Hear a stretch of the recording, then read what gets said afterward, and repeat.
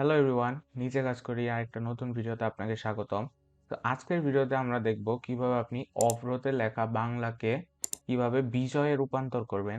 So অভ্র এবং বিজয় কি আশা করি আপনারা সবাই জানেন। সো অভ্রতে আমরা ইংলিশ বা বলতে পারেন বাংলিশে লিখে বাংলায় লিখতে পারি, আর বিজয় হচ্ছে পিওর যেভাবে বাংলায় লিখতে হয় সেটা।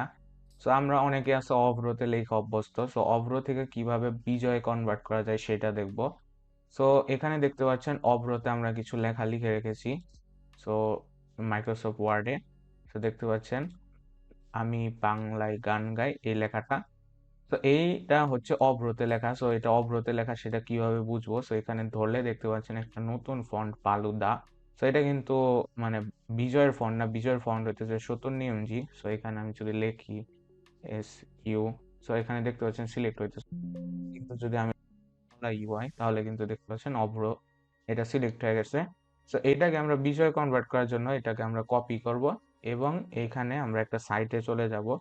তো সাইটটা আমি আপাতত লিঙ্কটা দেখাচ্ছি না, সাইটের লিঙ্ক আমি ডেসক্রিপশন বক্সে দিয়ে দিব।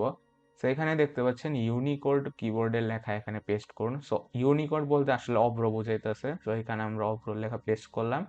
সো এখানে ইউনিকোড থেকে অভ্র, সরি ইউনিকোড থেকে বিজয় এখানে ক্লিক করতে হবে।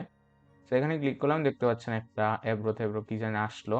সেটা আমরা কপি করলাম এবং ফের মাইক্রোসফট ওয়ার্ডে একটা নিউ ডকুমেন্ট নিয়ে পেস্ট করলাম। তো এটা সিলেক্ট করে আমরা, তো এখানে আমি 70 এমজি সিলেক্ট করার পর দেখতে পাচ্ছেন এখানে 70 এমজিতে চেঞ্জ হয়ে গেছে। তো এখানে ওয়ার্ডের দুইটা ফাইল ওপেন আছে, একটা হচ্ছে অভ্র আর একটা হচ্ছে বিজয়। তো দেখতে পাচ্ছেন বিজয় 70 এমজিতে চেঞ্জ হয়ে গেছে। সো আমি যদি আরেকটু কিছু দেখাই, যে আমি এখানে অভ্রতে যদি লিখি,